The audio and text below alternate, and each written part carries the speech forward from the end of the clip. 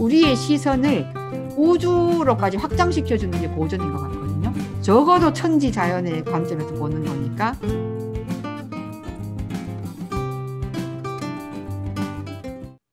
오늘은 주역의 탄생 배경 첫 번째 시간인데, 일단 사서 삼경에서의 주역의 위치, 역경, 그러니까 시서역이니까 시경, 서경, 역경, 그 삼경에서 역경이 다른 두 개의 경전과 갖는 어떤 관계라 그래야 되나? 그 당시에 이게 어떻게 해서 경전이 됐지? 뭐 이런 거, 그런 걸 그냥 간단하게 좀 일단 말씀을 드리고, 그 다음으로는 이제 이 점서, 그럼 그 당시에 점서라는 건 도대체 뭐였길래 이게 경전의 위치까지 올라갈 수 있었던 건가? 이런 걸 좀 생각을 해보려고 하는데, 이게 점이라고 하면 우리가 지금 생각하는 점이 있잖아요. 그러니까 그 점과 이게 뭐가 좀 안 맞는 것 같아서 그 점쳐서 한 기록들이 어떻게 경전이 될 만하지? 이런 의문이 좀 있을 것 같아요.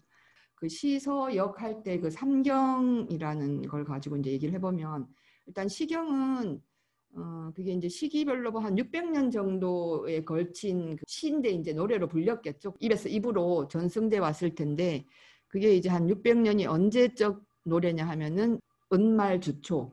우리가 보통 이제 하은주라고 할 때에 은에서 주로 넘어오는 그 경계선쯤부터, 그 다음에 이제 기원전, 그게 이제 기원전 한 1100년, 1200년, 1100년 되는데, 그때부터 해서 이제 춘추시대 중기, 기원전 600년 중반쯤 되는 그 600년 기간 동안의 노래들을 모아서 이제 편찬을 해놓은 건데, 뭐 그게 또 누가 편찬했냐 이런 것도 이제 왈가왈부하고 뭐 설이 여러 가지가 있는데, 공자님이 그걸 모아서 편찬을 하셨다 이렇게 그냥 저희는 일반적으로는 그렇게 알고 있어요. 또 전문가들은 또 거기에 나오는 여러 가지 뭐 문체라든가 이런 걸 가지고 이제 더 분석을 하고 연구를 하겠지만, 근데 이제 그 시경에는 이제 뭐 여러 가지 그 형식의 노래들이 있는데, 뭐 국풍, 변풍, 뭐 부, 송, 뭐 이런 식으로 그 노래의 그 장르가 있는데, 그 중에서 국풍이라는 게 반 정도를 차지해요.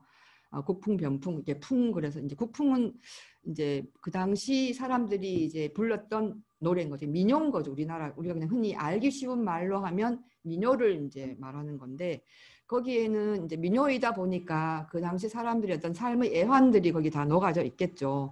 그러면 뭐 우리가 그 노래에 빠지지 않는 그 남녀 간의 사랑에 대한 것도 있을 테고, 그리고 이제 그 당시 이제 정치를 어떻게 하느냐에 따라서 이제 그 당시 백성들이 굉장히 힘겨웠기도 하고, 뭐 여러 가지 애로사항도 있었고 이럴 테니까 그런 것들을 또 진솔하게 써놓은 것도 있고, 아니면 이제 노동을 하는 게 이제 힘겨우니까 노동하면서 부르는 노동요 같은 것도 있고, 또 이제 이 국풍 말고 저 뒤로 가면 이제 그 당시 훌륭했던 그 왕들, 그 리더들, 공동체의 어떤 그 리더들을 좀 칭송하는 노래, 그 사람들의 업적을 이제 노래하는 것, 이런 것들도 있고, 이제 여러 가지 그런 노래들이 실려 있는데, 그걸 이제 채집하는 그 관리가 있었나 봐요.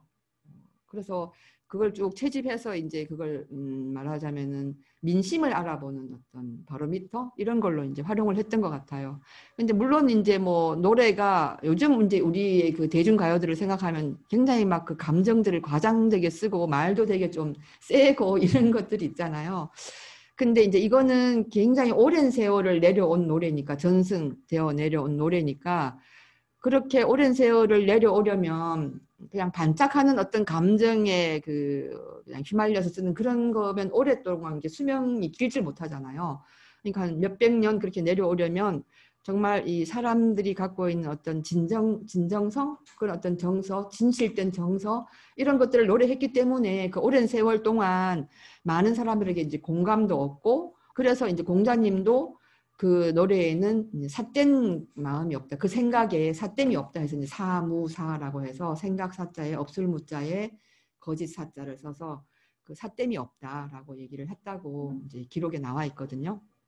그래서 아마 그 당시 백성들의 그 마음, 심리, 뭐 그다음에 유정자들이 어떻게 정치를 했는가, 그 사람들이 어떤 노동으로 어떻게 살았는가, 뭐 이런 것들이 이제 기록되어 있으니까 거의 그 사람들의 삶을 이제 쭉 이제 기록해 놓은 거니까 이제 굉장히 소중한 자료가 되겠죠. 그리고 그걸 보고서 이제 통치자들은 그 백성들의 마음을 읽기도 하고, 어떤 것들을 힘들어하는구나 이런 걸 알기도 하고, 그래서 이제 그런 측면에서 아마 이거는 이제 경전의 반열에 오르는, 경전이라는 게 별게 아니라 우리가 어떻게 살아야 되지?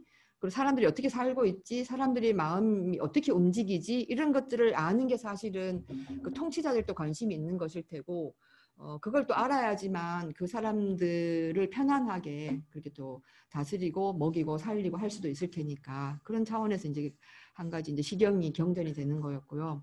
그 다음에 이제 서경은 서경에는 보면은 이제 그 요임금부터 시작해서 요임금 다음에 순, 그 다음에 우, 탕, 그 다음에 문왕, 무왕, 주공까지 이제 쭉 내려오는 그 왕들의 언행을 거기다가 이렇게 기록을 해놨어요. 근데 이제 이 서경은 그런 이제 왕들의 그 언행을 기록을 해놨는데 역사서로서의 의미를 갖지는 않는 것 같아요. 왜냐하면 연도나 이런 것들을 그렇게 잘 안 써놨거든요. 근데 그냥 어떤 왕이 어떤 상황에서 어떻게 말했다, 이런 것들이 굉장히 많이 나와요.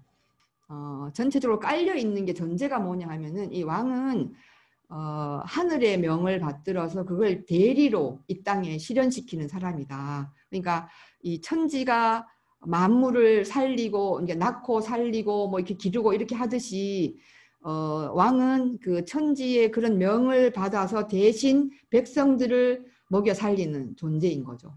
그러다 보니까 만약에 그 하늘의 뜻을 거역하면 바로 이제 이 천명은 거두어지는 거거든요. 그러니까 다른 데로 넘어가는 거죠.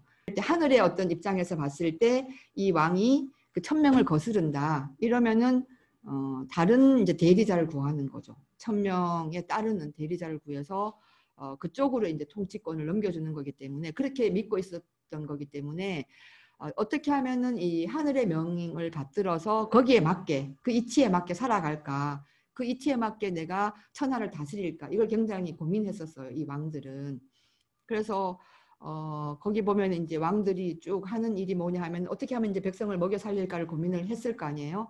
그 요전이란 요전, 요임금 때의 어떤 전하면 이제 뭔가 모범이 된다는 거잖아요. 그 기록을 보면 그 이제 관리한테 뭐라고 얘기를 하냐 하면은 이제 하늘을 경건하게 살펴라. 그래서 해와 달과 별의 움직임을 잘 살펴서 그걸 진실되게 백성들에게 그 때를 알려줘라. 이렇게 얘기를 해요. 그러니까 그 당시에는 이제 뭐 일단 먹고 사는 게 사실 문제잖아요. 그러려면 이제 임금이 가장 그 고민하는 거는 어떻게 하면은 농사를 잘 지어서 백성들이 굶주리지 않게 할까. 이게 이제 가장 큰 고민이었을 테니까 그러려면은 때를 잘 알아서 언제 씨를 뿌려야 되고 언제 뭐 김을 매야 되고 언제 수확을 해야 되는지 이걸 잘 아는 거일 텐데, 그걸 알려면 사계절의 어떤 운행, 봄, 여름, 가을, 겨울이 언제 봄이 되고 여름 되고 이걸 알아야지만 그때에 맞게 농사 일을 하라고 이제 백성들한테 알려줄 수가 있는 거잖아요. 그래서 이제 하늘이 굉장히 중요했던 거죠. 근데 이제 그렇게 한 그 상황도 이렇게 가만히 살펴보면은 지형이, 중국은 그 지형이 굉장히 넓잖아요. 그리고 이제 가장자리, 그러니까 중국의 그 가장자리는 보면은 오른쪽으로는 그 바다가 있고 이제 그러니까 동서남북 중에 동쪽으로는 바다가 있고 뭐 남서쪽 또 뭐 서쪽 북쪽 이런 데는 고원이나 산맥들이, 굉장히 높은 고원이나 산맥들이 자리를 하고 있으니까 아마 중국은 그 자기네들이 지금 눈에 보이는 그 대평원, 그것이 아마 전체일 거라고 생각했을 것 같아요, 처음에는. 그러니까 이제 거기에서의 삶이 그냥 그 초원이 막 넓게 펼쳐져 있어서 뭔가 이렇게 말을 달리면서 이제 움직이면서 이렇게 생활할 수 있는 유목적인 어떤 사고는 아니었던 것 같아요. 그러니까 이제 큰 강도 여러 개가 있었고, 그러다 보니까 그 강이 또 이게 막 범람해서 주변에 막 늪지나 이렇게 습지들이 많았고, 이래서 그 물을 잘 다스려서 농사를 짓고 살아야 된다는 어떤 사고를 가진 것 같고, 그런 상황에서 이제 하늘이 중요했겠죠. 물론 다른 문화권에서도 이제 하늘을 보면서 뭔가를 하긴 하는데, 여기 이제 농경 사회로 이제 가다 보니까 더 이제 하늘의 어떤 날씨 같은 게 중요하고, 이래서 하늘을 더 세세하게 살폈을 것 같고, 땅의 변화나 하늘의 변화 이런 걸 많이 살폈을 것 같거든요. 그런 상황에서 아마 하늘의 어떤 명 이런 것들을 더 생각하지 않았나라는 생각이 들어요. 그래서 그 서경에는 보면은 그러면 천명을 받들어서 산다는 건 어떻게 사는 건가 하는 그 모범을 보여주는 그 왕들의 쭉 그 행적들을 기록해 놓은 거죠. 아까 제가 말씀드렸던 그런 왕들의 기록들. 왕들이 이제 이런 어떤 삶을 살았는데, 그렇다면 그 후대의 사람들은 그런 어떤 모범이 되는 왕들처럼 살려면 어떻게 해야 될까? 이제 이게 중요한 일이 되잖아요. 그런 걸 담아 놓은 것이 이제 역경인 거예요. 그러니까 이 역경은 64개 속에 어떤 상황에서 그러면 내가 어떻게 행동하고 어떻게 생각하고 어떻게 내가 이 문제를 해결해야 될까, 이 문제에 대한 마음가짐을 어떻게 가져야 될까, 이런 것들을 적어 놓은 게 주역이에요. 역경인데 이제 이 시서역의 관계는 좀 아시겠죠?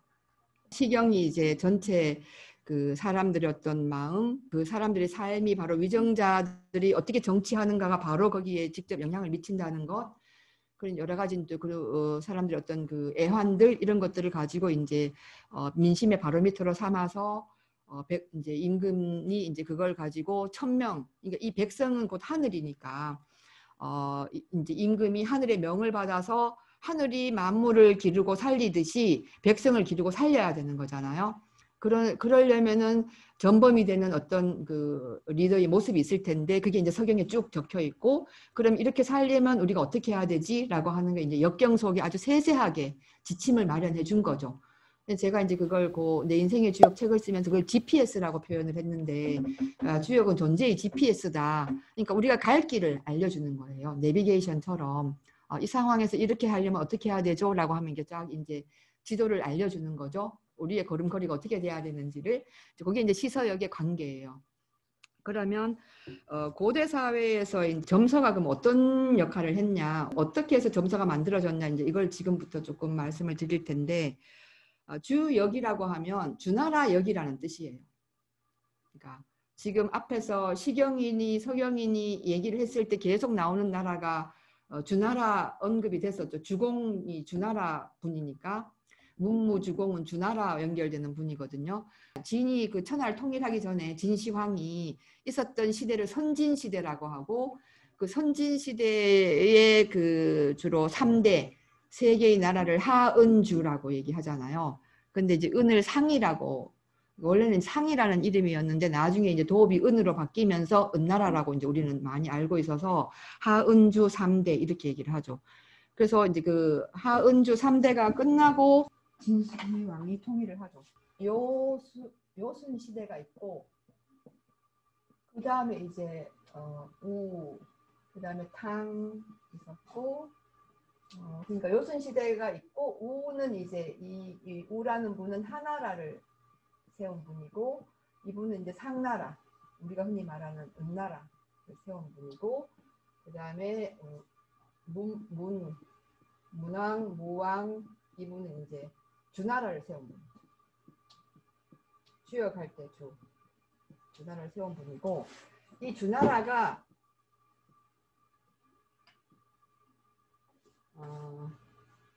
이제 서주하고 그냥 처음엔 주나라였는데 나중에 동주로 가면서 이게 이제 이 전에 거를 서주라고 얘기한 거예요. 구분을 하려고. 우리도 조선, 원래 조선이었는데 조선이 또 있으면서 고조선이라고 이름을 바꾸잖아요. 같은 거죠. 그리고 이 동주가 다시 나눠져서 춘추 시대와 전국 시대로 나눠져요. 주역은 주나라 역인데, 그럼 주나라 역이라고 얘기를 하면 다른 나라에도 역이 있었다는 얘기잖아요. 그렇죠?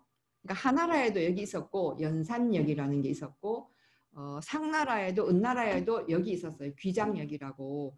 그렇게 해서 이제 그런 역이라는 게 있었는데, 이 역은 뭐냐 하면은 고대 사회의 그 점친 기록들을 모아서 만든 어떤 책, 점서를 통칭해서 그냥 역이라고 했어요. 근데 주나라에 통용되던 역을 주나라에서 이제 체계화하고 이제 주나라에서 널리 쓰이던 역을 이제 주역이라고 한 거죠. 그러니까 주역이라고 한 거고, 그러면 이제 점을 쳤다는 얘기인데, 점친 기록이라고 했는데 점은 크게 이제 두 가지로 복점과 서점 이렇게 있는데, 복점은 이제 거북의 등껍질 또는 뭐 동물의 뼈, 소나 이런 뼈에 이제 질문을 적고 적어서 그 질문을 적은 그 뼈를 불에 구워서 그게 이제 갈라지는 모양을 보고 그걸 해석을 했다는 거잖아요. 근데 이제 그걸 해석하는 사람이 따로 있었다고 하더라고요. 정인이라고 있었는데, 이제 때로는 이제 갑골문이 이제 출토가 되면서 그런 이제 그 뼈 조각이 한 15만 개 정도가 출토가 됐나 봐요. 그래서 거기 이제 그런 기록들이 남아 있는데, 때로는 질문을 가지고 점을 쳤는데 이제 어떤 해석을 했어요. 근데 해석을 했는데 그럼 결과가 어떻게 됐냐 이런 것까지도 이제 적혀 있는 게 있대요. 근데 그 중에서 하나 보면은 이제 어떤 왕비가 임신을 했는데 이 임신을 해서 이제 좋게 될 것인가 이제 계산을 하면 이게 좋게 된다는 건데 아들을 낳아야 할 것인가 하는 거거든요. 그렇게 이제 질문을 했는데 좋을 거라고 답이 나왔대요. 근데 결과는 딸을 낳았대요. 그리고 날짜도 틀렸대요. 근데 그런 기록들이 이제 남아 있는 거죠, 여기에. 그런 기록들을 계속 축적해서 이제 다음에 축적한 것이기도 하고 그 축적한 어떤 기록물을 보면 다음에 점을 칠 때 또 참고가 되잖아요. 그런 식으로 이제 만들어서 이렇게 엮어 놓은 것이 이제 이 역이라는 이제 책인 건데, 그럼 누가 이걸 쳤냐 하면 이제 왕이 친 거죠. 이제 어떤 걸 그러면 주로 치냐 하면은 우리는 지금 이제 점을 칠 때 뭐 수시가 좋을까요? 정시가 좋을까요? 뭐 승진이 될까요? 뭐 이렇게 하면 어떨까요? 뭐 직장을 옮기는 게 좋을까요? 뭐 이런 거 질문을 한다고 하면 이 당시에는 왕이 그런 걸 묻는 게 아니라 이제 공동체의 어떤 안위, 그러니까 그 생존과 관련되는 문제들을 주로 물었다고 그 기록에 나와 있거든요. 그러니까 전쟁을 할 때 이 나라와 전쟁을 하는 것이 좋은가? 한다면 언제 출병을 하는 것이 좋은가? 뭐 이런 식으로 이게 그리고 어떨 때 가장 이 생명이 적게 이제 상하고 항상 이제 생명을 살리는 것과 관련돼서 그러거나 아니면 뭐 사냥을 가서 어느 방향으로 사냥을 가야지만 이제 이 백성들이 먹을 수 있는 그런 사냥감들이 있을까 뭐 이런 걸 한다든가 뭐 때로는 이제 뭐 왕이 병이 들었을 때 이 병이 나을 것인가 이런 걸 또 묻기도 하고 아니면 도읍을 옮길 때 그럴 때 이제 이 도읍지로서 여기가 적절한가 이런 걸 묻기도 하고 그러니까 이제 공동체의 안위 이런 거와 관련된 문제를 이제 질문을 한 거죠. 그러면 질문을 할 때 그럼 어디에 물었냐 하면 어디에 물었을 것 같아요? 하늘에 물었죠. 하늘의 뜻을 받들어서 이 지상에서 살아야 하니까 하늘의 뜻에 맞냐 이걸 이제 묻는 거죠. 거기에 일단 농사를 지으려면 물을 잘 다스려서 물기를 잘 잡아야 되는데 그 굉장히 황허가 범람을 많이 했다고 그러잖아요. 그래서 치수가 굉장히 중요했다고 물을 다스리는 게 그러니까 처음에는 그게 굉장히 어려운 일이었던 것 같은데 이제 그런 것들을 이제 차츰차츰 이제 다스리면서 이제 농사를 짓게 되고 그러면서 이제 하늘이 더욱 중요해진 거고 이 천지의 변화 이런 걸 굉장히 세세하게 관찰을 해서 그래야지만 이제 백성이 굶주리지 않게 먹고 살게 할 수 있으니까 그러니까 그러려면 이제 이 왕은 쉴 틈이 없는 거예요. 항상 하늘을 관찰해야 관리들을 시켜서 천지 관찰하고 어떤 아주 그 세심한 변화, 아주 미세한 변화에도 그걸 놓치지 않고 뭔가를 해야지만 그게 커져서 이제 문제가 발생하는 거니까 그런 것들을 끊임없이 이제 하는 사람들이 왕이었다고 요임금이 그렇게 말을 했다고 했잖아요. 이제 천지를 잘 살펴라, 하늘을 잘 살펴서 그 천체의 운행을 잘 살펴 때를 알려줘라 이렇게 얘기를 했고 그러다 보면 이제 왕은 방심을 하면 안 되는 거죠. 밤낮으로 방심을 하면 안 되는 거고 늘 약간 노심초사라고 말하면 우리는 굉장히 좀 소인이 하는 것처럼 얘기하는데 대인이 하는 노심초사도 있는 거죠. 내가 혹시 뭐라도 잠깐 내가 방심해서 하늘의 명에 어긋나는 뭔가를 할까봐 끊임없이 자기를 이제 성찰하고 하늘을 살피고 이렇게 이제 했던 거예요. 그러니까 그러면서 이제 그 중대사를 결정하고 이제 생과 관련된 살리는 것과 관련된 질문을 했다는 거거든요. 이제 그렇게 하려면 지금 우리가 하는 것처럼 뭔가 이렇게 질문을 하긴 점집에 가긴 하는데 내가 이미 뭔가 듣고 싶은 대답이 있어요. 그래서 뭔가 이렇게 물었는데 내 대답하고 좀 다르게 내 생각하고 다르게 얘기를 하면 이게 좀 뭔가 용하지 않은가 본데 이래서 이제 다른 점집을 또 가고 이런 점집을 순례를 하는 사람들도 꽤 많은데 여기에서 이제 이 주역에서의 점은 단 한 번 치는 거죠. 단 한 번 치면서 이제 굉장히 이제 그러면 이제 겸손한 자세가 되는데 그게 이제 원리가 뭐냐 하면은 하늘의 천지에 묻는 거니까 그거는 지금까지 내가 생각하던 어떤 나의 사고방식, 고정관념, 어떤 사고의 패턴 그런 것들 다 내려놓는다는 의미예요. 내 관점에서 보는 게 아니라 내 욕심을 다 비운 천지의 그 입장에서 천지의 눈으로 이걸 본다는 거죠. 그러니까 전혀 다른 관점으로 이걸 접근하는 거거든요. 그렇게 되면은 내가 생각했던 것과 전혀 다른 어떤 해결책 아니면 뭐 출구 이런 게 나올 수도 있는 거잖아요. 그러면 내가 나로서는 상상할 수 없었던 다른 상상력을 발휘할 수도 있고 그런 쪽으로 이제 이걸 묻는 게 이제 이 주역의 점인 거예요. 그런 어떤 자세로 굉장히 그 겸손하게 그래서 한 번만 치라고 하는데 사실 주역점을 쳐보면 아까 제가 복점을 얘기했는데 주나라 시대에 와서 주역은 좀 서점을 많이 쳤어요. 서점은 뭐냐 하면은 선생님들이 이제 많이 봤던 그 왜 이렇게 산까지 우리가 김 쌀 때 김발 같은 그 산까지 50개를 가지고 치는 점이에요. 복잡하지는 않은데 계속 같은 그 과정을 반복해요. 그러니까는 조급한 마음을 가지면 절대 안 되고 제가 이제 해보니까 한 20분 정도 걸렸어요. 거의 하나의 괴가 나오는데 근데 그것도 하다가 딴 생각을 하면 이게 또 헷갈려요. 그래서 여기 온통 집중을 해야 돼요. 그 정도로 이 점치는 과정 자체가 그냥 수련인 거예요. 점치는 과정 속에 우주 자연이 탄생하는 그 과정들을 이제 담아놨고 그 과정 속에서 우리 인간이 그러면 거기서 우리 인간은 천지와 함께 어떻게 해야 되는 존재인가 이걸 끊임없이 그걸 반복적으로 얘기해 주는 게 점치는 과정이거든요. 그렇게 해서 단 한 번 내 모든 그 갖고 있는 생각들을 다 내려놓고 이 점을 치는 거죠. 거기까지가 이제 이 점서로서의 주역이에요.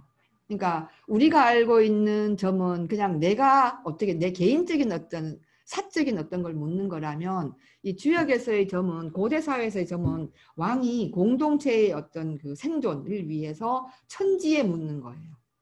그러니까 전혀 다르죠. 점의 개념이. 그래서 우리가 처음에 이게 점서인데 경전이 됐네 이렇게 의심을 할 때는 우리가 갖고 있었던 점의 이미지가 너무 강해서 이게 연결이 안 되는 거죠. 근데 지금 이렇게 연결을 해보면 그럴 수 있을 거잖아요. 그렇죠? 충분히 이 속에는 고대 사회의 지혜가 담겨 있는 거죠. 삶의 질문들을 끊임없이 가지고서 그것도 나 개인의 어떤 욕심이 아니라 사심 없이 어떻게 하면 모든 생명을 살릴 수 있을까라는 걸 묻는 거니까 어떻게 살아야 되지라는 걸 묻는 거니까 그런 것들의 축적이니까 이제 고대 사회의 지혜가 거기 온통 담겨 있는 거고 그러면 그거는 경전으로서 충분히 그런 위상을 가질 수가 있는 거죠. 거기까지가 이제 이 경전이면서 점서인 이 두 가지를 어떻게 연결할까 하는 문제였고요.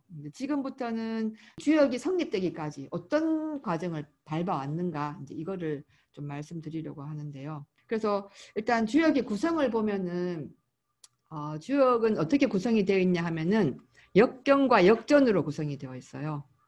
우리가 보통 이제 뭐 불교 경전, 유교 경전, 뭐 이슬람 경전 이렇게 얘기하잖아요. 그 경전이란 말은 경과 전을 합한 말이에요. 그러니까 경은 그 본체를 말하는 거고 64괴가 그냥 본경이에요. 그걸 이제 역경이라고 하는 거죠. 그리고 그게 이제 경전이 되다 보니까 그 이후에 학자들은 그 경전을 끊임없이 재해석을 하겠죠. 왜냐하면 그걸 본받으면서 살아야 되는 거예요. 학자 그 당시에 이제 학자들은 관리가 될 사람들이고 때로는 리더가 될 사람들이니까 어떻게 하면 이 주역이란 경전 속에 들어있는 그 천명을 내가 따라 살 수 있을까라는 거를 끊임없이 공부를 했을 거잖아요. 그러려면 그걸 자기식대로 계속 해석을 해야 되는 거죠.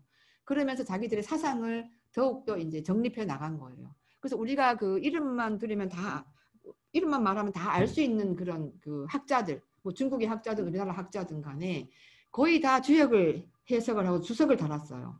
그러니까 뭐 주자 같은 분, 주희 같은 분도 계셨고 정리천이라는 분이 이 주희의 스승이에요.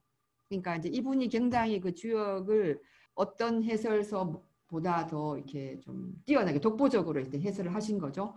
그리고 이제 이 주희는 이분의 그 해설을 이어받아서 거기다 조금씩 이제 첨가한 그런 이제 주석을 좀 다셨고요.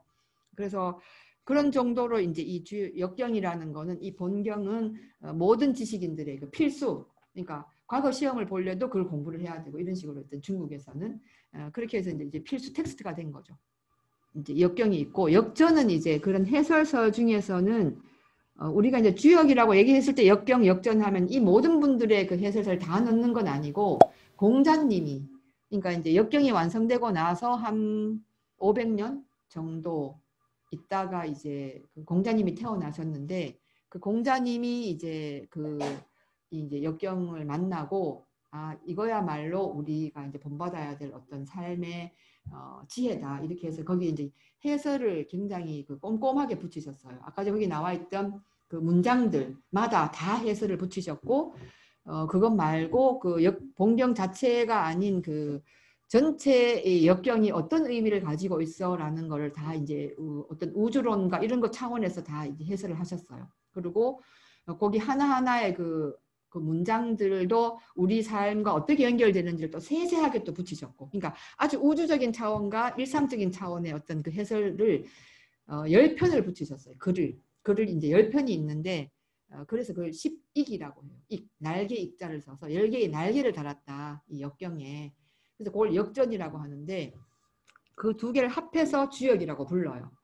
때로는 주역 그러면 이제 역경과 역전을 같이 합해서 부르기도 하고 아니면 그냥 이 역경만을 주역이라고 하기도 하고 그냥 혼용을 해요. 그 맥락 속에서 그냥 이해를 하시면 되고 그래서 오늘은 그 중에서 역경이 어떻게 형성돼 왔는가 누가 그러면 시작해서 어떻게 만들어졌는가 이걸 지금 말씀을 드리려고 하거든요. 이제 역경의 저자에 대해서 여러 가지 설이 있어요. 아까 전에 또 제가 그 뭐 시경, 서경 말씀드릴 때 얘기했듯이 문헌학자들은 문장의 어떤 그 하나의 어떤 뉘앙스 아니면 어떤 글자를 그때 썼네 마네 이런 걸 가지고 다 따지잖아요. 시대를. 그 문헌학자들의 연구는 지금도 계속되고 있고 또 하나는 이제 어떤 게 출토되면은 유적이 출토되면은 그동안에 했던 문헌학자들의 연구가 완전히 그냥 다 날아가 버리는 경우도 있는 거예요. 이제 그래서 이제 그런 두 가지 경로로 이제 계속 이제 뭔가 연구가 되고 있는데 많은 설이 있지만 주로 이제 공통되게 이제 언급되는 분이 세 분인데 그게 이제 복희씨하고 문왕하고 주공이에요.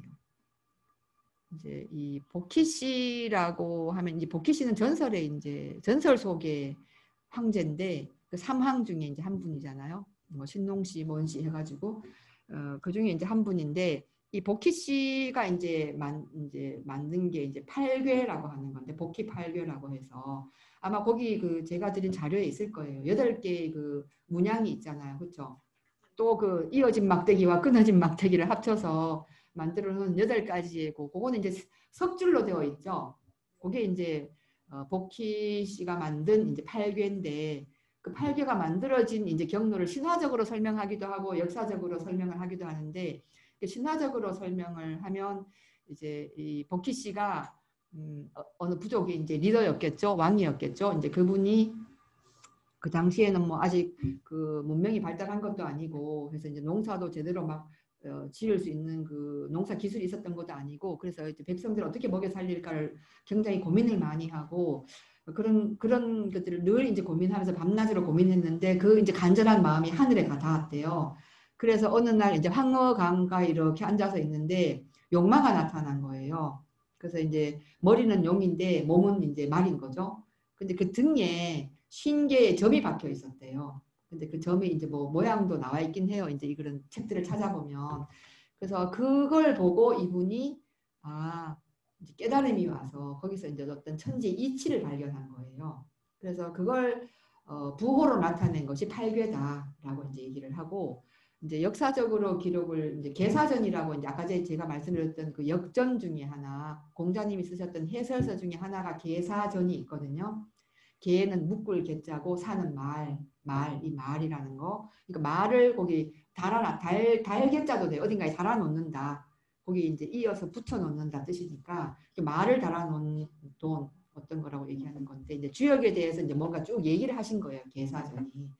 거기에 이제 보면은 이제 이 복희 씨가 하늘을 이제 관하고 땅을 찰해서 관찰인 거죠. 관찰도 거기서 나왔더라고요. 보니까 관과 찰이더라고요. 관은 이렇게 우러러 보면서 이렇게 보는 거고 찰은 세심하게 살피는 거더라고요.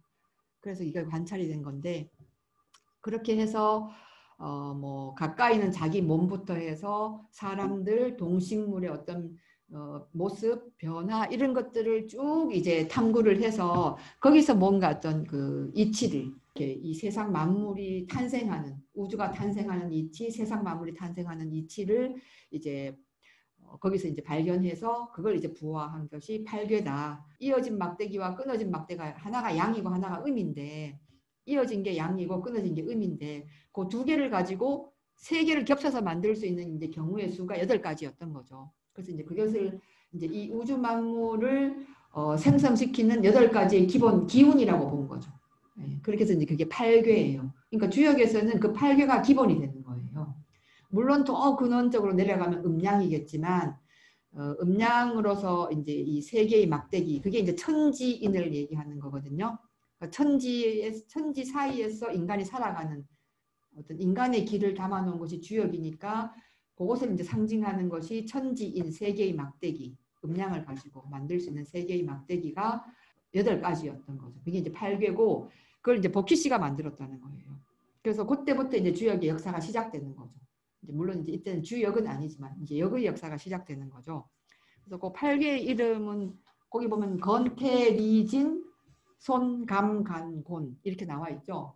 맨 처음이 이제 건이고 맨 마지막이 곤이 있고 그 사이에 이제 6가지의 그 무늬가 나오는데 건은 이제 몽땅 이제 이어진 그 양으로만 이루어져 있고 고는 몽땅 음으로만 이루어져 있는 건데 그게 몽땅 양, 몽땅 음은 이 그 현실 세계에서 존재하기는 어려운 존재할 수는 없는 그게 항상 섞여 있는 거죠. 제가 여자이지만 이 안에 남성적인 것도 있는 거고 그런 거잖아요. 그러니까 순양, 순음은 없는 거죠. 이 그 현상 세계에서는. 근데 이제 그 기운들이 바탕이 돼서 그 나머지 6가지를 만든 거죠. 그래서 8개가 된 거거든요. 끝없이 이제 그 중국에서는 요순 시대로 돌아가려고 하잖아요. 가장 태평성대라고 봤고 그 이유가 이제 이 요순은 천명을 그대로 이어받아서 그대로 이렇게 펼친 왕의 가장 모범인 거죠.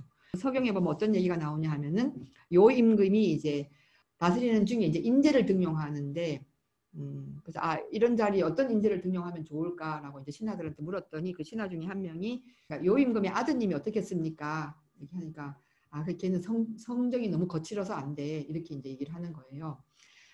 그러니까 이제 또 다른 어떤 사람 뭐 공공인가 뭐 그렇게 이름이 나와요. 거기 보니까 공공인은 어떨까요? 하니까 그 사람은 그냥 뭐 일을 안 맡길 때는 그냥 그런 대로 굉장히 사람이 괜찮은데 일을 맡기면 뭔가 일을 제대로 처리를 못하고 자꾸 뭐가 어긋나. 그리고 그냥 가만히 있을 때는 굉장히 공손하고 뭔가 이렇게 좀 그런 것 같은데 일을 맡길 때 보면 하늘을 두려워하질 않아. 하늘을 섬기질 않아서 안 돼. 이런 얘기를 해요. 그러니까 항상 뭐 인재를 등용하건 뭘 하건 간에 기준이 하늘을 섬기냐, 하늘을 두려워하느냐, 하늘의 명을 내가 이 땅에 실현하는 존재라는 어떤 인식이 있는가. 이게 이제 기준인 거죠. 그 수준이 윤리적인 수준이 요즘은 그게 따라갈 수가 없을 정도의 수준이에요.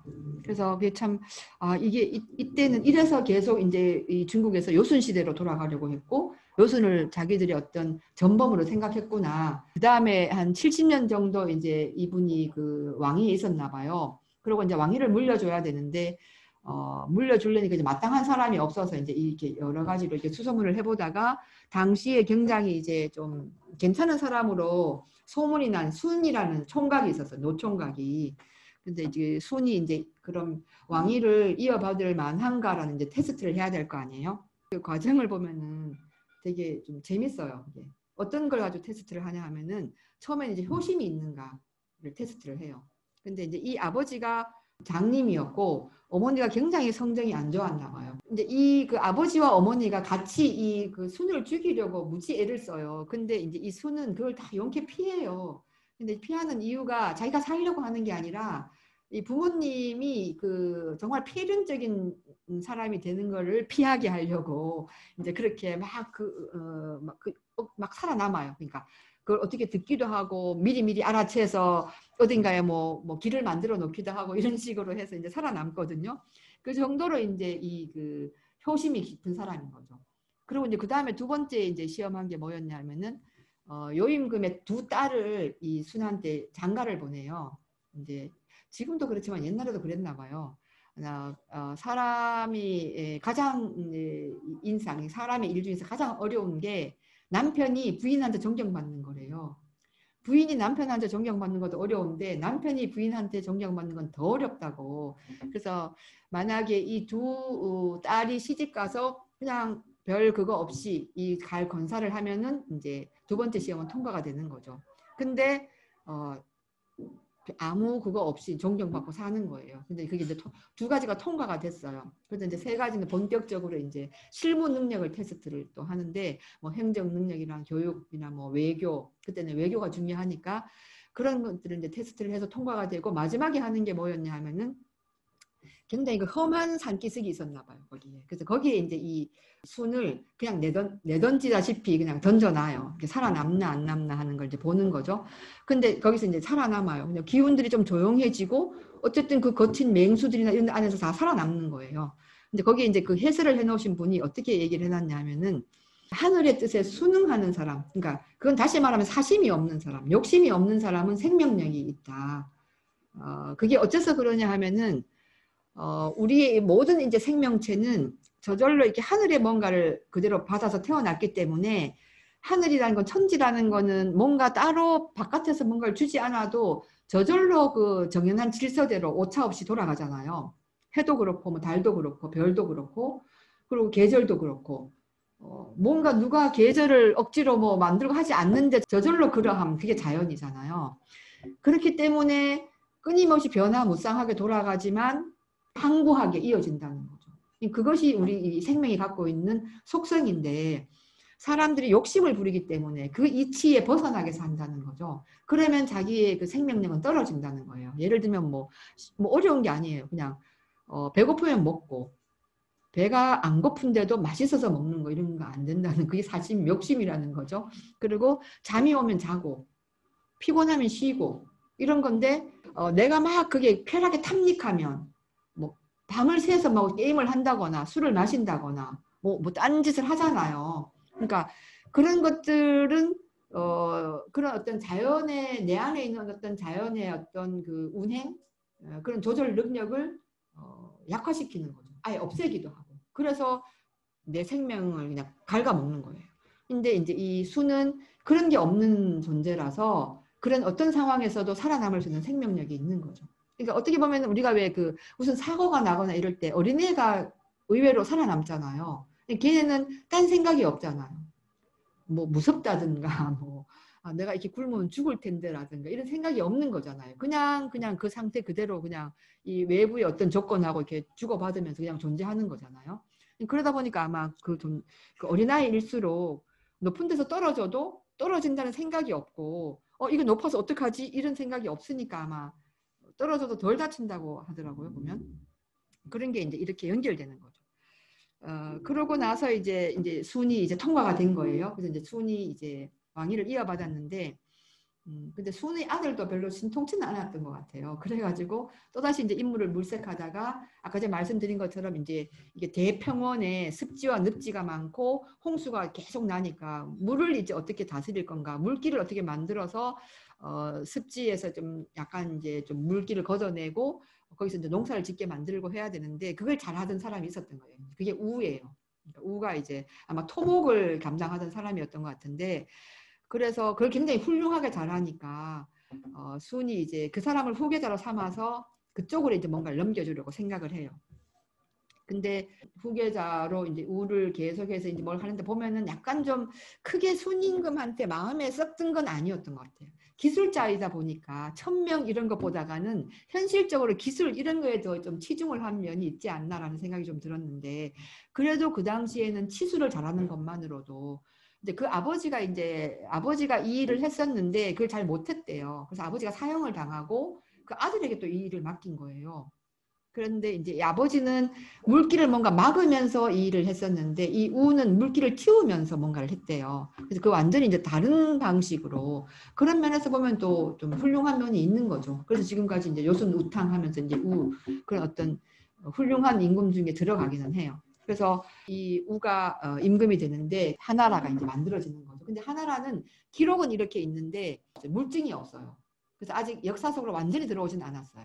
근데 은나라도 사실 기록만 있다가 그 물증이 없어서 계속 그 역사의 바깥에 있었는데 은허가 발굴되면서 이제 역사 속으로 들어온 거거든요. 그러니까 이것도 하도 충분히 그럴 확률이 있다는 생각이 좀 들어요. 그래서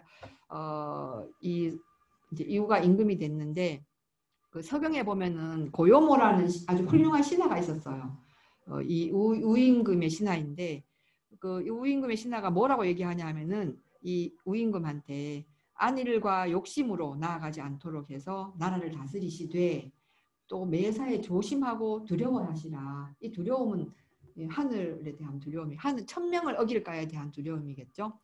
그러면서 하는 말이 하루 이틀이 모든 일에 기미가 된다. 그러니까 방심하지 말라는 거예요. 하루 한순간도 방심하지 말라는 거고 그리고 모든 관직을 아주 하나도 허투루 생각하지 말아라.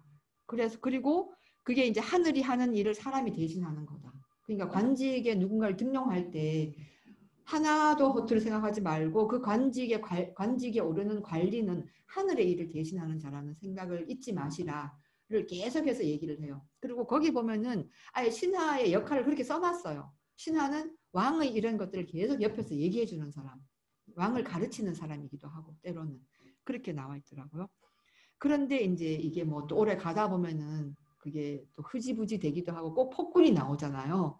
그래서 이제 이 하나라에도 마지막 그 걸왕, 폭군 거랑이 나와서 하나라의 그 신하였겠죠. 이 탕은 그 탕이 이제 이 걸왕을 치고 다시 이제 그 상나라를 세워서 우리가 은이라고 하는 그 상을 세우는데 그 탕이 이제 하나라를 치러 갈 때 백성들이 이제 좀 뭔가 전쟁을 해야 되면 백성이 힘드니까 원망을 할 거 아니에요.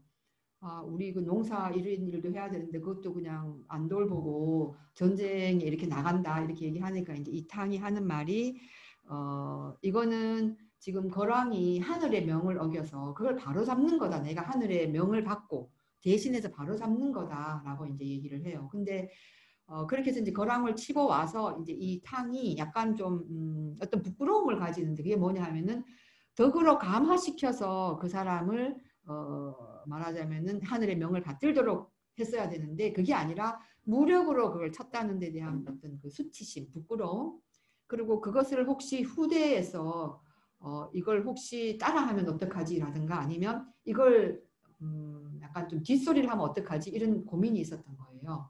그래서 이제 그때 이제 중배라는 어떤 그 신하가 얘기를 해요. 야, 그렇게 생각하시면 안 된다. 그 하나라도 사실 처음에는 천명을 받아서 나라를 지금까지 이끌어왔을 텐데 거랑이 그걸 어겼다. 그리고 백성이 정말 힘들었다. 그래서 그 하늘의 명을 이제 지금 임금께 드린 거다. 하늘이 명을. 그리고 이 천명이라는 것은 어떤 데 고정되어 있는 게 아니고 그걸 어기면 가차없이 다른 대리자를 찾아 나서는 거다. 이건 이제 다른 뭐 저쪽 그 이스라엘이나 이런 데 있었던 그 선민의식하고는 완전히 다른 거죠. 그러니까 어딘가에 고정되어 있지 않다. 그래서 그 서경의 어떤 부분에 보면은 하늘은 믿을 게 못 된다. 이렇게 믿을 수가 없다. 믿을 게 못 된다가 아니라 믿을 수가 없다. 그 얘기는 하늘이 이상하다는 얘기가 아니라 내게 한번 천명을 줬다고 해서 그게 계속 유지되는 게 아니라는 거를 깊이 알고 있는 거죠. 그걸 전제로 깔고 모든 일을 하는 거예요. 그래서 늘 조심조심, 매사에 조심조심 하는 거예요. 두려워하고. 중해가 하는 말이 이제 그렇게 얘기를 하면서 백성들도 사실 그 천명을 받은 존재들인데 임금께서 그걸 바로 잡아서 그 백성들도 원래의 그 모습을 되찾도록 해줘야 된다. 이렇게 얘기를 해요. 그러니까 이걸 보면은 정말 이때는 정치라는 것이 백성들에게 원래의 그 하늘로부터 받은 본 마음을 회복할 수 있도록 만드는 게 정치라는 거죠. 정치인이 해야 될 일이 그건 거예요. 그러니까 지금 우리가 생각하는 정치하고 너무 다르죠. 근데 거기에도 그런 얘기가 나오긴 해요. 자기가 권력을 잡기 위해서 하는 사람들은 백성들에게 욕심을 자꾸 불어넣는다. 백성들이 욕심을 가져야지만 그 욕심을 틀어지고 흔들 수 있기 때문에 그리고 자기 욕망을 채울 수 있기 때문에 욕심을 자꾸 불어넣는 정치인은 사심을 가진 정치인인 거예요. 그러니까 뭐 이렇게 하라 저렇게 하라 백성들한테 뭔가 이렇게 뭐 부자가 되라든가 이런 식의 그걸 자꾸 집어넣는 거는 자기 욕심이 있다는 거죠.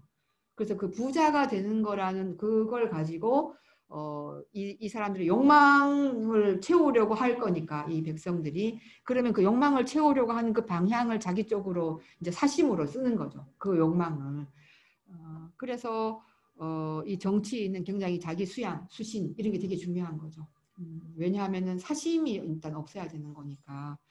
이렇게 가다가 이제 그 다음으로 넘어가는 게 은나라 말기가 되니까 또 이제 말기가 되니까 폭군이 나오는 게 아니라 이제 세상이 흘러가다 보니까 폭군이 나오니까 이제 종말을 맞이하는 거죠. 그래서 거기에 이제 유명한 이제 우리가 이제 걸주하면은 폭군의 대명사잖아요. 그 중에 하나가 이제 은나라의 마지막, 상나라의 마지막 왕인 주왕인데 주왕이 이제 그 역경에서 이 8개, 64개를 만든 문왕하고 굉장히 연관이 있어요. 이제 맨 처음 복희시가 8개를 만들었고 그다음에 요순 우탕을 거쳐서 지금 주왕의 시대로 온 거죠. 은나라 말기에 주왕의 시대로 와서 이제 드디어 그 8개를 겹쳐서 64개를 만드는 때에 이제 온 건데 상나라는 어떤 나라냐 하면 재정일치 사회였던 거죠. 그래서 제의가 굉장히 중요했었어요. 통치의 중심이 됐었어요. 그러니까 그때도 역시 이제 뭐 사람들이 뭔가 이렇게 이 통치자들은 계속 이제 점을 쳐서 이제 질문을 했었는데 비슷하게 그 어떤 공동체 아니 이런 거 전쟁이니 뭐 사냥 이런 거 관련된 점을 쳤었는데 그때 이제 섬겼던 게 이제 제 하늘에 있는 신을 제라고 불렀어요. 정약용 같은 분도 상제 이런 말을 쓰거든요. 천주교가 들어왔을 때 하느님이라는 그 어떤 그 신하고 여기에 상제하고 상제라고 번역해서 뭔가를 글을 썼더라고요 보니까 이제 그런 것처럼 그때 쓰는 제자 황제할 때 제자 임금 제자 그 제가 하늘에 있는 그 제가 있었고 그 다음에 자연신 농사를 지으니까 자연이 굉장히 중요했었잖아요. 자연신이 있었고 조상신 이 세 종류의 신을 섬겼었던 거죠. 그러니까 거기 이제 제사를 지내고 얘기를 했었는데 그러다 보니까 그 중에서 이제 이 하늘에 있는 제는 자기들이 그 원하는 걸 잘 들어주지 않는 것 같은 거예요. 자기들에게 뭐 예를 들면은 폭군이 아닌 어떤 왕을 주기를 바라도 폭군이 등장하기도 하고 뭐 이렇게 하늘은 어떻게 마음대로 할 수가 없는 거죠. 자연도 비슷하고 그래서 이제 조상신한테 좀 매달려요. 조상신한테 더 집중을 해요. 갈수록. 조상은 우리랑 같이 살았던 사람이니까 뭔가 우리의 이걸 잘 알아서 그 쟤한테 잘 연결해 주지 않을까라는 더 멀리 있는 그리고 우리는 만날 수도 없는 임금만 소통할 수 있는 쟤보다는 이제 이 조상신이 더 낫지 않을까라는 생각이 좀 든 거죠. 근데 이제 이 조상신도 죽고 나면은 이제 우리가 어떻게 할 수 있는 존재는 아니니까 우리한테 해를 끼칠 수가 있어라고 생각을 한 거예요. 그래서 그걸 좀 방지하기 위해서 그 제의를 굉장히 촘촘하게 짜요. 그래서 그 염을 할 때도 구멍을 다 막아요. 뭔가 나와서 우리한테 해코지를 할까봐. 그렇게 하고, 그리고 그 안에 이제 굉장히 많은 이제 물품들을, 호화로운 물품들을 같이 넣어서 이제 좀 잘 봐달라고 이제 어떻게 보면 뇌물인가 그러기도 하고, 때로는 사람을 같이 묻기도 순장의 풍습도 있었고, 뭐왕 같은 경우는 몇백 명을 같이 순장하기도 하고, 그래서 이게 이 주왕 때 오면서 굉장히 호화사치로 흘러요. 그렇게 호화사치로 흐르면 백성들이 힘들잖아요. 그런 상황에서 이제 그 서쪽 변방에 창이라는 사람이 있었어요. 창이라는 사람이 있었는데 그 사람이 우리가 서백창 이렇게 좀 들어봤죠. 서백하면 서쪽에 백 우두머리 백자 서백창 서쪽 우두머리 서쪽 변방을 지키는 우두머리인 창이라는 사람이 있었는데 그 사람은 요순 우탕으로 내려오는 그 마인드를 갖고 있는 거죠. 천명을 받아서 그대로 이 자기 영역에 있는 사람들을 다스리고 잘 먹여 살리는 그러니까 노인을 공경하고 어린아이를 잘 돌보고 고아나 과부들을 무시하지 않고 그래서 밥 먹을 시간 없이 이 사람이 그 일을 했다고 하더라고요. 옛날 왕들은 정말 요즘 우리가 생각하는 그 왕하고는 다르게 굉장히 그냥 쉴 새 없이 일하는 게 왕이에요. 모든 걸 그냥 백성들의 그 세세한 부분까지 다 생각하고 고민하고 뭔가 길이 없을까를 생각하던 사람들이 이제 왕이었는데 이 서백은 이제 왕은 아니지만 그 변방을 지키는 우두머리였던 거죠. 그래서 그 소문이 나니까 이제 폭군주가 있었고 그때 이제 폭군 이 주가 이 사람을 서백으로 임명을 했으니까 저기 가면은 굉장히 훌륭한 어떤 사람이 있대. 창이라는 사람이 있대라고 해서 그 주변에 있던 한 40여 개국의 제후들이 그쪽으로 다 간 거예요. 서백 밑으로. 그쪽으로 가서 이제 소문이 날 거 아니에요. 그 주왕한테, 폭군한테. 자기는 폭군일 망정 또 누가 또 존경받는다고 하면 그것도 못 견디 질투심이 폭발하잖아요. 그래서 그래? 그러면 네가 그렇게 성인이란 말이야? 이래가지고 이제 이 사람을 가둬요. 옥에. 유리옥이라는 옥에 가둬서 그래 내가 한번 시험을 해보지 라고 해서 그 사람의 아들을 삶아가지고 고깃국을 만들어가지고 그 감옥에다 넣어줘요. 그래 네가 그렇게 성인이라면 어디 한번 이걸 먹어봐라 라고 하는데 이제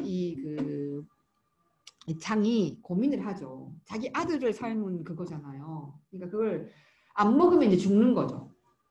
근데 사실 먹기가 쉽진 않을 거 아니에요. 근데 이분은 뭘 생각하냐 하면은 천명을 생각하는 거예요.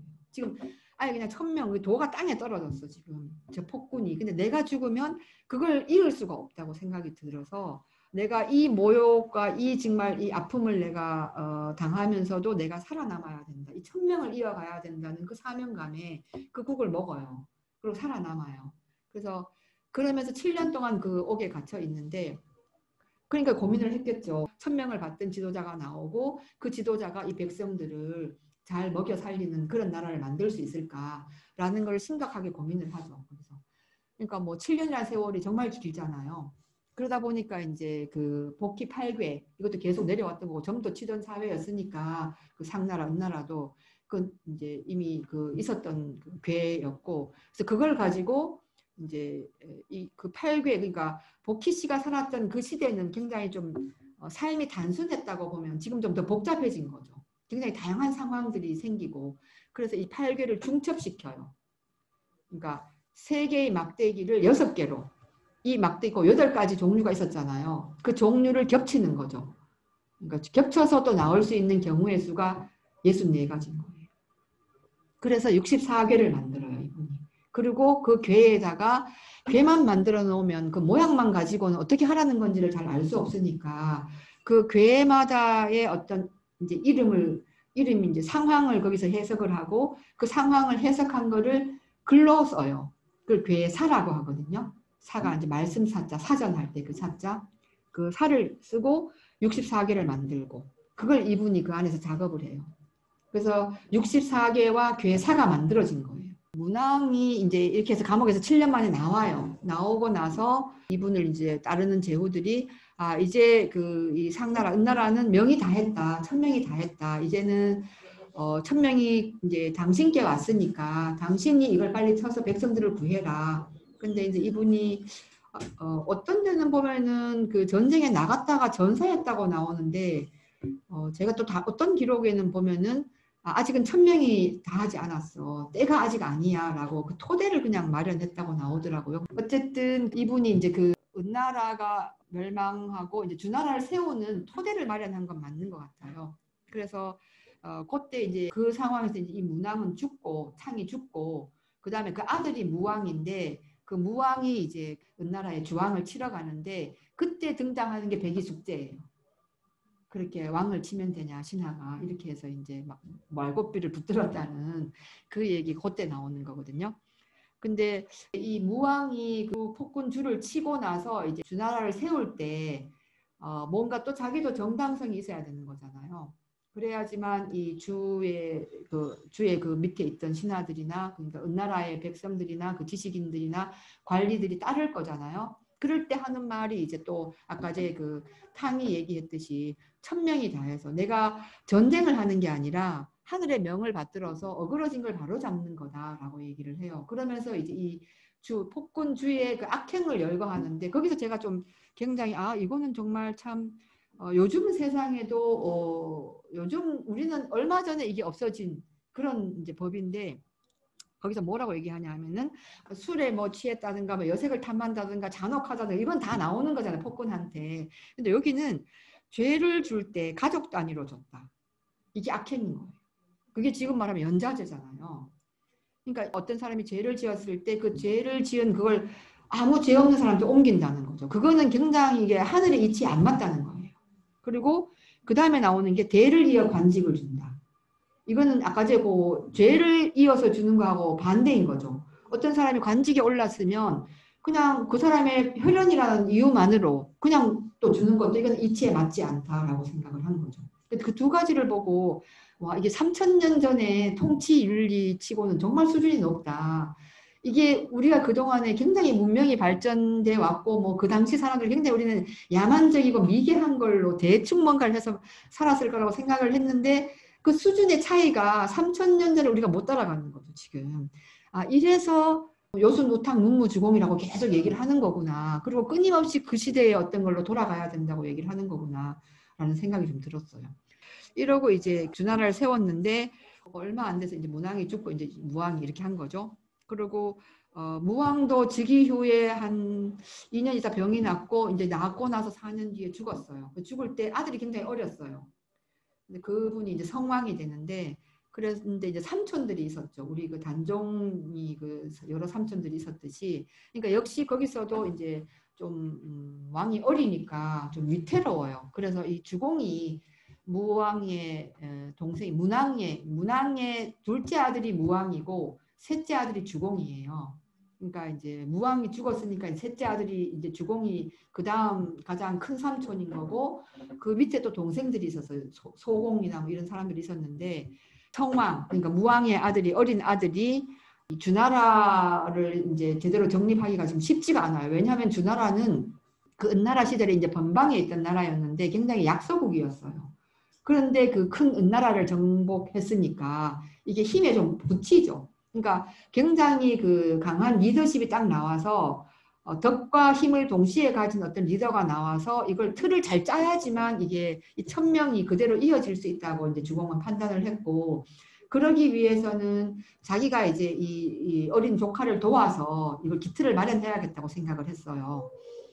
근데 이제 사람들은 주공이 굉장히 그 덕도 있고 이러니까 좀 주공이 왕이 될 거라고 생각을 했는데 주공은 생각은 달랐죠. 그거는 하늘의 명에 어긋나는 거다. 그래서 내가 이 어린 왕을 보필해서 이걸 하고 나는 돌아가겠다. 근데 이 나라가 세워지면 봉토를 받잖아요. 그때 노나라를 봉토로 받았어요. 그 공자가 태어나신 나라 노나라를 봉토로 받았는데 이제 그 봉토는 아들한테 일단 주고 이 어린 조카를 돕기 위해서 이제 수도로 온 거죠. 여기 주나라의 수도로 와서 계속 이제 보필했는데 그게 평탄하지만은 않았어요. 왜냐하면 또 주변에서 또 의심의 눈초리로 보잖아요. 특히 이제 그 동생 소공이 끊임없이 그 어린 조카 성왕한테 얘기를 해요. 원래 이 천명이라는 건 왕이 받는 거다. 그 얘기는 뭐냐 하면은 저렇게 형이 저렇게 계속 뭔가를 하는 거는 바람직하지 않다는 걸 계속 얘기를 하는 거죠. 근데 주공이 생각했을 때는 그게 이 천명이 그대로 이게 이어지고 실현되는 데에는 굉장히 큰 장애라고 생각했고 오히려 자기가 그렇게 해서 이걸 이어오게 하고 싶었던 거죠. 그래서 처음 했던 것이 이제 자기의 그런 어떤 섭정이 가능하도록 하는 작업들을 쭉 했더라고요, 보면은. 그래서 끊임없이 자기가 여기 뭐 도읍을 정하는 것부터 해서 내가 독단으로 한 게 아니고 처음에 소공이 먼저 와서 이걸 받고 점을 쳐서 좋게 나왔고 나도 그 다음에 나와서 받고 그 다음에 점을 쳐서 좋게 나왔고 그리고 그걸 또 왕한테 보고를 했고 그래서 우리가 다 같이 합의를 해서 여기를 온 거고 뭐 이런 걸 끊임없이 얘기를 해요. 그렇게 얘기를 하고 소공하고 있는 자리에서 계속 그렇게 얘기를 하죠. 그리고 이제 그 지식인들도 그렇게 이제 같이 이제 관리들도 있는 상황에서 이제 얘기를 하는데 가장 가까운 친척들 사이에 그래서 이제 나중에는 소공도 이제 설득이 되고 성왕도 근데 마지막에 약간 좀 이제 그렇게까지 그런다면 나는 할 수 없이 그냥 농사나 지으러 가야겠다 뭐 이런 식으로 얘기를 해요. 그러니까 이제 성왕이 주공이 없으면 안 된다는 건 알거든요. 그러니까 이제 그냥 막 매달려요. 제발 이 어린 조카를 도와주십시오. 돌봐주십시오. 라고 얘기를 하면서 전권을 다 위임을 해요. 그래서 7년간 섭정을 하거든요. 그런 다음에 이제 이 성왕을 자질이 있는 덕이 있는 왕으로 만들려고 무지 이렇게 애를 많이 써요. 여러 가지로 교육을 시켜요. 그러니까 뭐라고 얘기하냐면 이제 왕은 백성이 길을 잃고 뭔가 좀 잘못을 하더라도 크게 그걸 벌을 주면 안 된다. 그 백성들은 지금 어떻게 해야 될지 모르는 존재들이니까 왕이 모범을 보여서 백성은 왕을 따라함으로써 저절로 그쪽으로 가도록 해야 하는 거지 이 왕이 벌을 주는 존재가 돼서는 안 된다는 거죠. 그 얘기를 끊임없이 해요. 이 성왕한테. 그래서 이 성왕을 계속 이제 그렇게 교육을 시키고 이제 성왕이 어른이 됐을 때 자기가 이제 물러나는 거죠. 근데 그 당시 백성들은 사실 자기가 뭘 할 수 있고 할 수 없는지도 모르는 그런 존재들이었고 그래서 이제 그런 게 굉장히 이제 주공은 측은했던 거죠. 그래서 그런 사람들이 뭘 어떻게 해야 될지도 모르고 어떻게 살아야 될지도 모르는 사람한테 그렇게 벌을 주고 그렇게 아주 가혹하게 하지 말아라라는 걸 끊임없이 반복적으로 얘기를 하고 또 그래야지만 이 그 정복한 나라의 백성들도 따르잖아요. 그래서 끊임없이 덕으로 다스리라고 얘기를 하고 그러면서 이 주공이 이제 굉장히 그런 마음을 간절하게 가져요. 어떻게 하면은 그렇게 할 수 있을까를. 근데 그 마음을 가지고 이제 고민하고 만든 것이 이제 이 주역의 효사들인 거죠. 그러니까 그 효사를 만들어서 이 천명이 어떻게 이 지상에 펼쳐질 수 있을까? 우리 삶에 각각의 상황에서 64괴가 있고 거기에 6개의 효사가 달리니까 곱하기를 하면 384가 나오거든요. 그러니까 64가지의 상황에 각각의 상황에서 우리가 어떤 스텝으로 이게 진행되는지를 거기서 밝혀줘요. 주역에서. 그러니까 이게 어떻게 보면은 사심이 없기 때문에 그런 것들도 떠오르지 않을까요? 우리가 왜 뭔가 진짜 간절히 바라다 보면은 어디선가 이렇게 확 공중에서 뭐가 날아오는 것 같은 느낌이 있을 때가 제가 평생 중에 한 번 있었던 것 같아요. 제가 너무 이게 류마티즘으로 너무 아파서 한 10년간 되게 이제 이약저약 진짜 온갖 약을 다 했는데 효과가 없었어요. 그러니까 어느 날 가다가 갑자기 그게 이제 길이 막혔다고 생각하니까 지금 이제 우리가 오프라인이 막히니까 이제 온라인으로 외국에 있는 분들도 이제 같이 보게 되잖아요. 그런 것처럼 딴 길이 열린 것처럼 제가 이제 길이 막히니까 뭐 이상 치료를 해서 할 수 있는 방법이 없으니까 그랬던 것 같아요. 그런 내가 약간의 절망 좌절을 하고 있었던 것 같아요. 그럴 때 어디선가 그냥 진짜 하늘에서 어디 저 허공에서 온 것 같아요. 그냥 꼭 나아야 돼? 라는 질문이 확 든 거예요. 그때 이제 방향이 확 바뀐 거였거든요. 그 너무 신기해요. 지금 생각해도 어디에 그러니까 이제 이 허공에는 지금까지 이 지구상에 살았던 많은 어떤 그 사람들의 어적인 어떤 것들이 지성의 에너지가 모여 있다고 하는데 아마 거기서 뭔가 해답이 왔나 봐요. 잘 모르겠는데 느낌이 그랬어요. 그런 것처럼 이게 뭔가 우리가 아무 그런 마음 없이 그 순간은 제가 아무 마음이 없었던 것 같아요. 막 빨리 나와서 어떻게 하고 싶다든가 이런 것 없이 왜냐하면은 해도 안 되니까 모든 게 그냥 다 내려놔진 것 같아요. 그 순간 아주 그냥 순식간인데 그 다음엔 바로 또 뭔가 욕심이 나오지만 근데 이 주공이 그런 어떤 마음으로 어떻게 하면 천명을 이어받아 갈까 요순부터 내려오는 걸 이어받아 갈까라고 하다 보니까 아마 이런 걸 할 수 있는 그런 에너지가 어디선가 나오지 않았을까 하는 생각이 들어요. 그러니까 예전에는 이런 게 좀 안 믿어졌었는데 이제는 좀 믿어지더라고요.